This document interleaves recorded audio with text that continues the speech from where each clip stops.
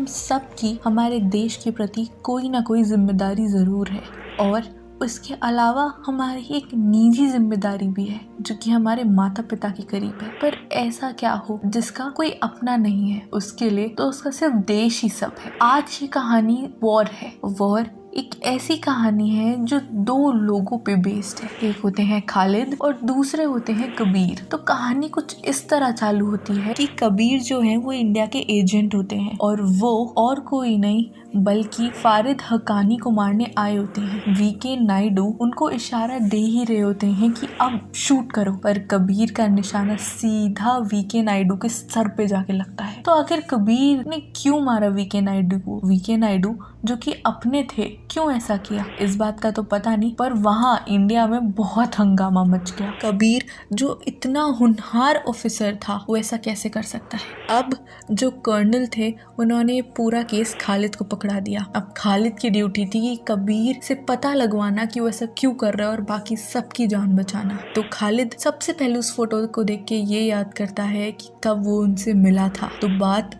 बहुत पहले की है जब कबीर एक मिशन के लिए आए थे वहाँ पे। जी हाँ, और तब उन्होंने खालिद को देखा था। दरअसल खालिद के जो अब्बू अब्दुल रहमान थे वो एक नंबर के गद्दार थे। उन्होंने कबीर के दोस्त को तो मारा ही मारा, इसके साथ साथ अपने देश के साथ भी गद्दारी की। इसलिए कबीर को खालिद बिल्कुल पसंद नहीं था। वो उसको अपने टीम में भी नहीं लेना चाहता था। वो तो कर्नल ने बोला कि ये इंसान ने बहुत स्ट्रगल किया है और इसमें बहुत डिटर्मिनेशन है, तुम देखो तो सही। तो ये सब के सब एक मिशन पे जाते हैं। सबसे वो मिशन बशीर हासिब को पकड़ने का होता है जो कि रिजवान इलियासी यानी जो टेररिज्म प्रमोट कर रहा है उस तक पहुंचेगा सीधा जाके। तो ये सब लोग निकल पड़ते हैं इराक। वहां जाके कबीर पकड़ा जाता है क्योंकि उसने उस इंसान को मारा जो एक औरत को मारने वाला था, बल्कि उसकी कोई गलती नहीं थी। तो एक तरह से बशीर हासिब बहुत गुस्से में आ जाता है, बोलते तुम्हें क्या लगता है कि तुम ट्रांसमीटर लेके आओगे और हमें पता नहीं चलेगा? तब कबीर हंस के बोलता है कि एक तो मेरे मुंह में है और थोड़ी देर में मेरी टीम पहुंचती होगी। उसकी पूरी की पूरी टीम वहां पहुंच जाती है। उस टीम में खालिद भी शामिल होता है। लगता है कबीर थोड़ा मान ही गया था, तो वो खालिद को अपने ऑफिस में बुलाता है। वो बोलता है कि जितने भी लोग तुम्हारी बाई तरफ थे उनको तुम मार नहीं पा रहे थे, इसका मतलब तुम्हारी राइट आई में एक ब्लाइंड स्पॉट है और ये बात तुमने नहीं बताई, तुमने फिर से गद्दारी की। तब खालिद ये बताता है कि दरअसल उसकी आंख बचपन में ही फोड़ दी गई थी, इसलिए क्योंकि सब के सब उसके बाप को गद्दार मानते हैं और इस वजह से उसका अंजाम उसको भुगतना पड़ा। वो कबीर को मना लेता है और फिर कबीर और ये सारे मिलके रिजवान इलियासी को पकड़ने चले जाते हैं। कर्नल सारे के सारे डॉक्यूमेंट्स अप्रूव करवा देता है। वो लोग रिजवान इलियासी को पकड़ ही रहे होते हैं कि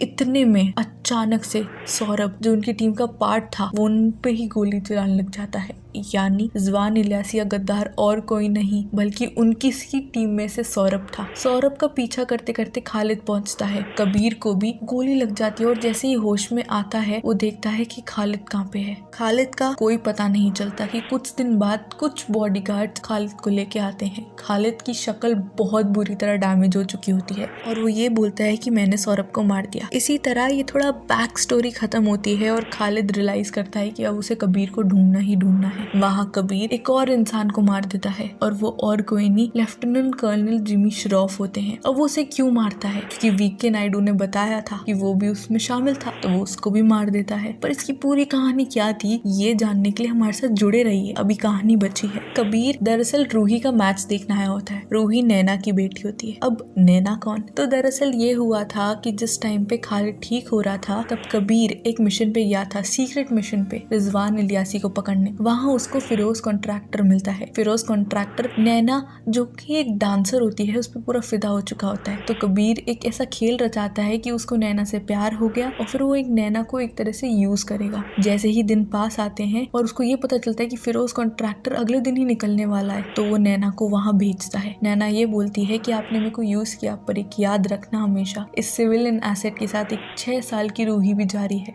उसका ड्रीम डेस्टिनेशन है ऑस्ट्रेलिया। ये बोल के वो चली जाती है। कबीर के पास एक फोन आता है जिससे पता चलता है फिरोज कॉन्ट्रैक्टर ही रिजवान इलियासी है। उसने दरअसल में प्लास्टिक सर्जरी करवाई थी। उस कॉन्वर्सेशन में वो ये भी सुनता है फिरोज कॉन्ट्रैक्टर यानी रिजवान इलियासी के 4 मोहरे हैं जो कि है प्यादा, वजीर, हाथी। घोड़ा, ये सब के सब इंडिया से हैं। तब उसके लिए बहुत जरूरी हो जाता है ये पता लगाना कि आखिर ऐसा कौन है जो उसका साथ दे रहा है। वो नैना को बचाने पहुंच ही रहा होता है कि नैना ऊपर से आके सीधा जमीन पे गिरती है और वो मर चुकी होती है और उसको बहुत गहरा सदमा लग चुका होता है। तब उसको याद आता है कि उसने एक एक करके पहले वजीर हाथी को तो निपटा दिया, अब बचे घोड़ा और प्यादा। अब वो दोनों कौन है? उनमें से एक का नाम तो उससे पता चल गया था कि जिम्मी श्रॉफ ने बताया था, वो था उत्पल विश्वास। वो एक दिन मेट्रो में मिलता है खालिद से और पूछता है तुम्हारे पास दो ऑप्शन है, या तो तुम ये जान लो कि मैं ये काम क्यों कर रहा हूँ या फिर अगले जिसको मैं मारने जा रहा हूँ उसका नाम। खालिद बोलता है मेरे को नाम जानना है और वो बता देता है उत्पल विश्वास। अगले दिन ही उसके आसपास सारी सिक्योरिटी बढ़ जाती है। उत्पल विश्वास के पास फिरोज कॉन्ट्रैक्टर का फोन आता है कि मेरे को कोट्स चाहिए। तब उत्पल बोलता है कोट्स मेरे पास ही हैं। वो बोलता है मेरे को दिल्ली ले जाया जाए। तब फिरोज कॉन्ट्रैक्टर बोलता है दिल्ली दूर है अभी।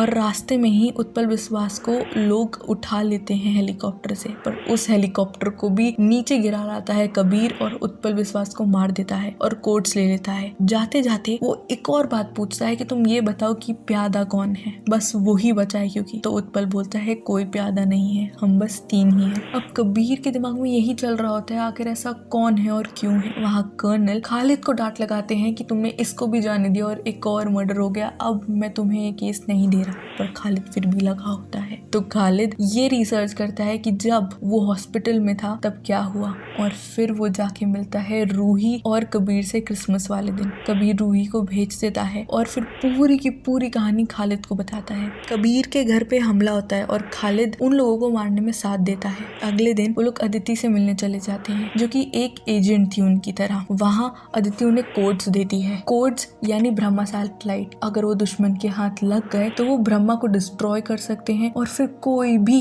बॉर्डर से अंदर पार करते हुए हमारे पूरे हिंदुस्तान देश को बर्बाद कर सकता है और ये बहुत हानिकारक है। कबीर ये कोड्स खालिद को पकड़ाता है और फिर लोग वापस जा रहे होते हैं। तब कबीर खालिद को एक ड्रिंक ऑफर करता है और वो दोनों पीते हैं। उसके बाद अचानक से कबीर का गला घुटने लगता है। तब खालिद हंसने लगता है। कबीर को समझ नहीं आ रहा होता कुछ। तब खालिद बताता है कि वो खालिद नहीं है, वो तो सौरभ है। उस दिन खालिद को मार के उसकी प्लास्टिक सर्जरी करवा दी गई थी और अब खालिद जो था वो तो मर चुका था, पर सौरभ खालिद का भेस ले चुका था। कबीर ये सब सुन के चौंक जाता है और वहीं मर जाता है। खालिद वो कोट्स लेके उड़ जाता है और वहाँ आर्टिक सर्कल में बस एक मिसाइल लॉन्च ही कर दी गई होती है। पता नहीं, पर अचानक से बहुत हड़बड़ी मचने लग जाती है। क्या हड़बड़ी होती है? कबीर वापस आ गया होता है। कबीर एक गन लगाता है रिजवान इलियासी के ऊपर, एक गन लगाता है खालिद के ऊपर। पर अब खालिद यानी सौरभ को समझ में नहीं आ रहा था ये हुआ कैसे। तब कबीर ये बताता है कि दरअसल उस दिन जिस दिन मेरे घर पे हमला हुआ था, तुमने